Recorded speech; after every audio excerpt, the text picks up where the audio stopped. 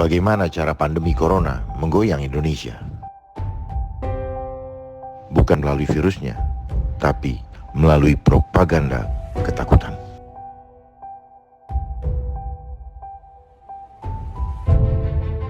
Propaganda yang dilakukan adalah propaganda ketakutan. Itu berlangsung di seluruh dunia.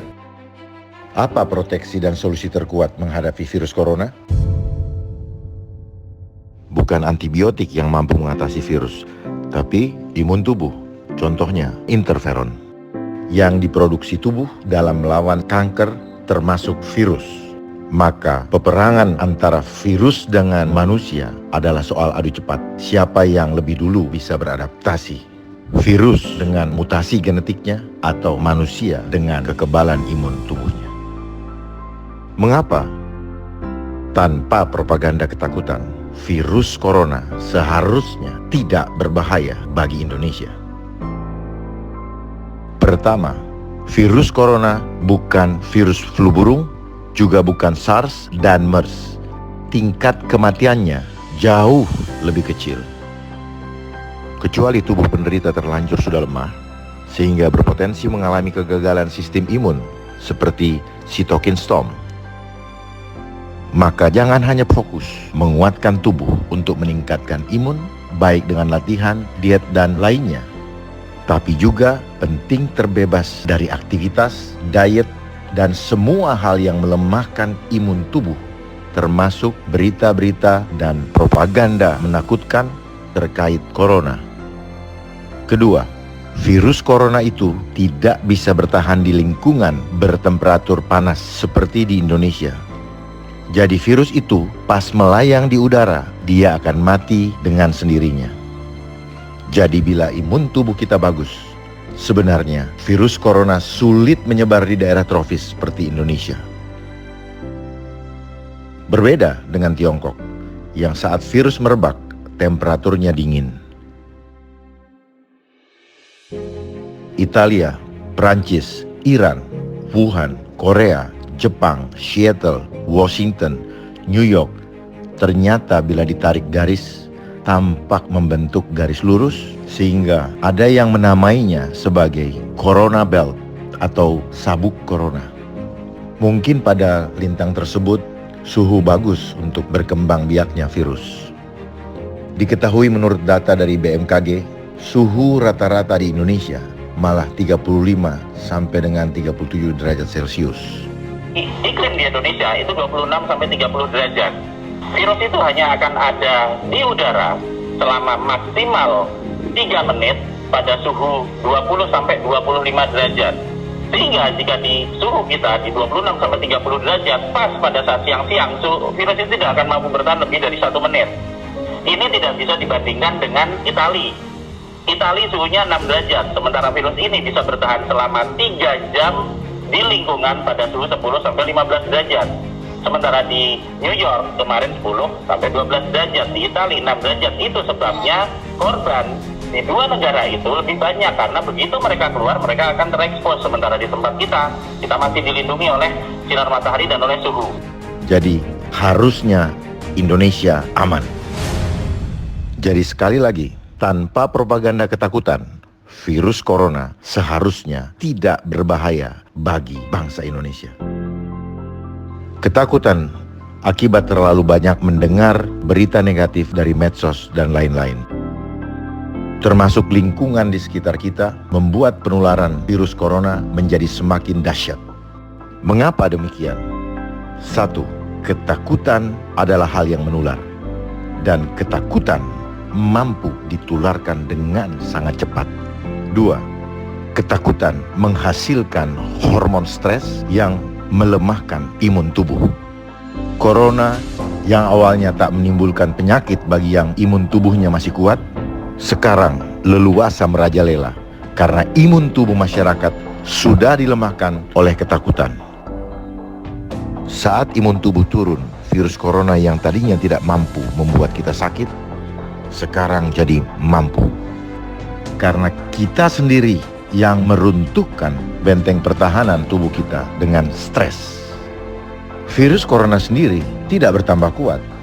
Kita sakit karena kita melemahkan diri kita sendiri. Maka untuk saat ini yang seharusnya menjadi prioritas adalah dengan cepat mensosialisasikan supaya masyarakat paham pentingnya meningkatkan imun tubuh, sekaligus menguatkan tubuh dengan mengatasi ketakutan dan depresi dengan berjemur, ditambah salam FIFA Republik Indonesia sebagai preventive medicine. Kita harus tahu bahwa virus hanya bisa dinetralkan oleh antibodi dari dalam tubuh kita sendiri. Dan antibodi itu akan diproduksi oleh tubuh kita pada saat infeksi pertama itu selama 7 hari sesudah paparan awal. Jadi kalau kena sekarang, maka kita akan dapat antibodi 7 hari sudah itu. Di hari ke-14, antibodi kita akan sangat banyak sehingga akan menetralkan virusnya. Itu yang terjadi kepada sebagian besar penderita positif coronavirus yang kemudian dia bisa kembali lagi dan juga bisa sehat lagi. Dan data mengenai coronavirus itu akan disimpan di dalam sel memori dari dalam tubuh kita, dan itu bisa bertahan sampai 30 tahun lebih. Sehingga jika kita terkena lagi, maka data dari sel memori tubuh kita akan langsung mengeluarkan antibodi tidak dalam 7 hari, tapi dalam waktu 1 sampai 2 hari, maka kita akan sembuh. Dan itu yang terjadi pada sebagian besar kasus-kasus penderita coronavirus yang positif. Sehingga jika kita dideteksi apakah kita mengalami didiagnosa sebagai positif, kita harus bertanya dulu, positif virus lewat PCR atau positif antibodi? Karena jika positif antibodi lewat rapid test, ya alhamdulillah, berarti apa? Titer antibodi kita tinggi sehingga bisa melawan virusnya. Dan jika itu ternyata positifnya juga ada juga yang positif virus lewat PCR, itu pun juga tidak ada yang perlu ditakutkan karena sifatnya dinamis. Kita bisa positif sekarang, dalam waktu 2 minggu 16 hari, maka kita akan bisa berubah negatif. Persis sama seperti pasien nomor 1, 2, 3 datang positif, keluar negatif. Dan persis sama seperti ribuan orang lainnya yang ada di Indonesia yang jika terdeteksi positif saat ini, maka akan bisa sembuh kembali dengan jika bisa mengeluarkan antibodi yang cukup tinggi sehingga bisa menghilangkan virus yang ada di dalam tubuh kita. Kita akan bisa mengatasi ini. Status positif tidak perlu ditakuti.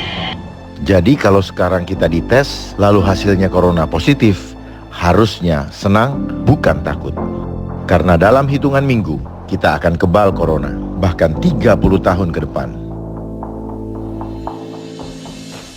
Jadi kenapa harus takut corona? Jadi yang penting diketahui, kena COVID jangan kita terlalu takut.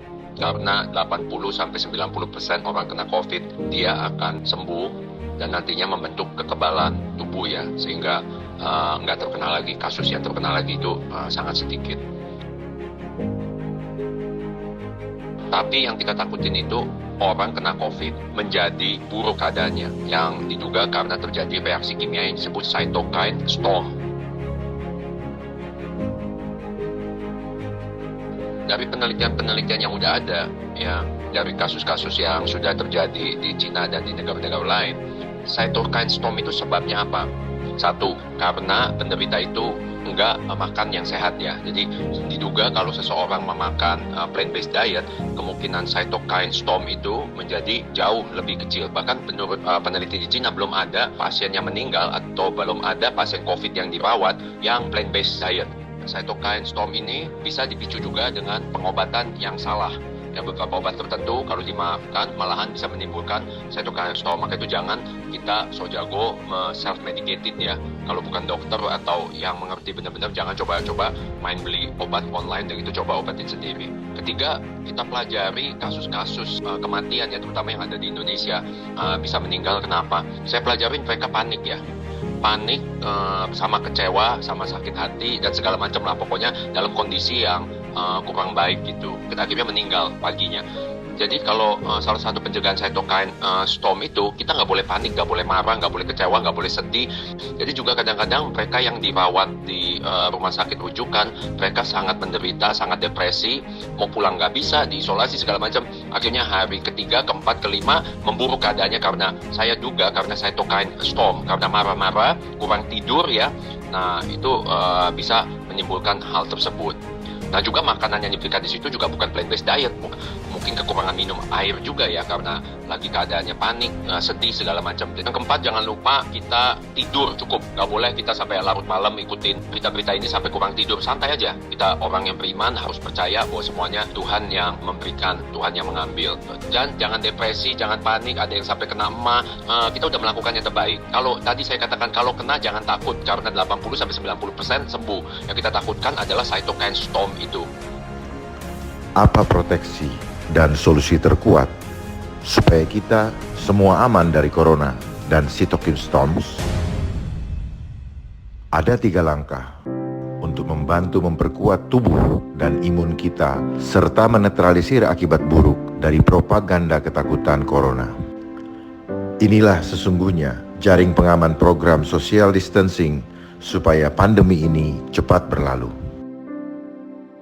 Langkah pertama, stop berita tentang corona yang melemahkan imun tubuh. Suasana hati dan pikiran kita akan membantu melindungi sistem imun tubuh kita. Hindari ketakutan akibat berita corona karena melemahkan sistem imun kita dan malah membuatnya lemah terhadap virus. Lihat berita corona, jadi ketakutan, jadi depresi, imun tubuh turun, mudah sakit, mudah kena corona. Jadi stop lihat berita corona. Jadi jauhkan diri kita dari berita tentang virus corona. Jangan terus mencari informasi tambahan di internet. Itu akan melemahkan kondisi imun tubuh kita.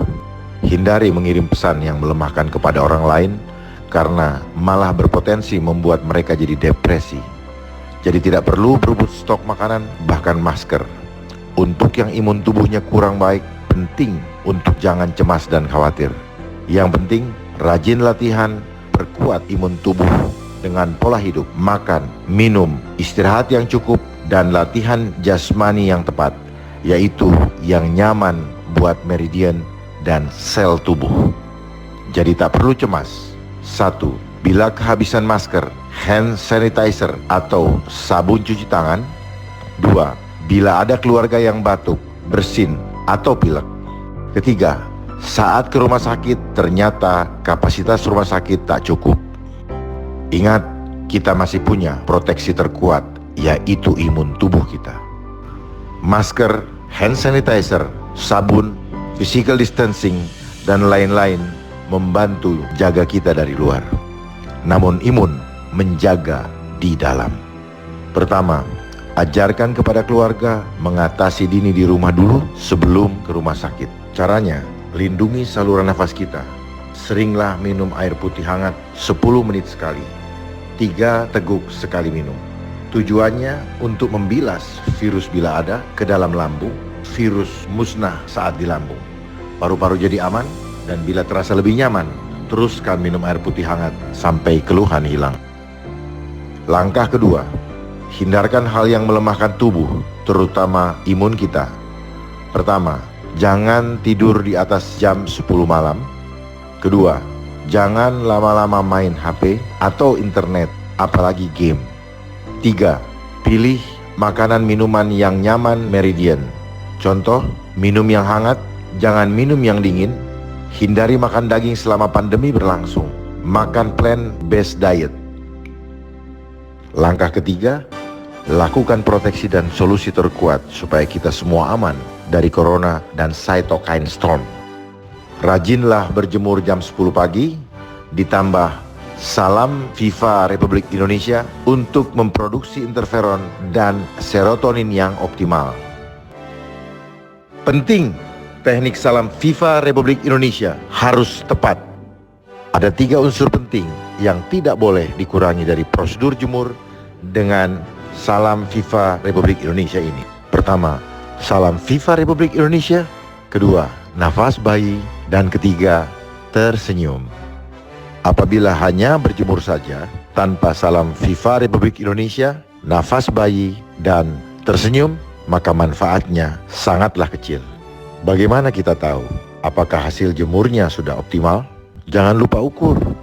Bila teknik sudah tepat, hasil tes akan menunjukkan menguatnya tubuh, terutama di area pusat imun tubuh, yaitu timus. Yang hasil tes tubuhnya masih lemah, perbaiki kembali teknik salam FIFA Republik Indonesia-nya. Berlatihlah tiap hari selama pandemi masih berlangsung. Sebarkan cara berjemur yang tepat ini kepada keluarga kita dan semua orang yang kita kasihi, sebab solusi supaya pandemi ini cepat berlalu. Bersyukur kita di Indonesia yang sinar mataharinya berlimpah, yang bersama salam FIFA Republik Indonesia jadi salah satu hadiah terindah Tuhan Yang Maha Esa untuk mengatasi pandemi virus corona. Sebarkan hari ini juga. Ingat loh, jemur itu gratis. Salam FIFA Republik Indonesia. Kita melawan corona. Gerakan Indonesia Jemur Pagi.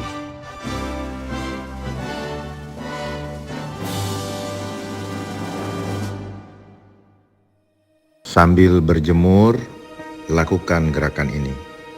Perhatikan titik bantalan di bawah ibu jari. Untuk ditempelkan di area tengah yang cekung di atas ulu hati. Letakkan telapak tangan kiri di atas punggung telapak tangan kanan.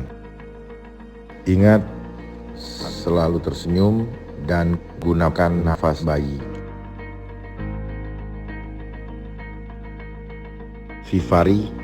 FIFA Republik Indonesia. When a cell is infected by a virus, the virus enters the cell and produces structures that are not found in uninfected cells. The presence of this viral material signals the cell to produce interferon. The interferon moves out of the cell and attaches to receptors on nearby cells of the same type. The cell that produces the interferon is unable to save itself. The virus replicates in this cell and then moves out to infect nearby cells. The nearby cell that already has interferon bound to its surface responds in several ways, including production of enzymes that degrade messenger RNA and prevent protein synthesis. Thus, a virus can attach and enter the cell, but completion of the viral replication cycle is prevented.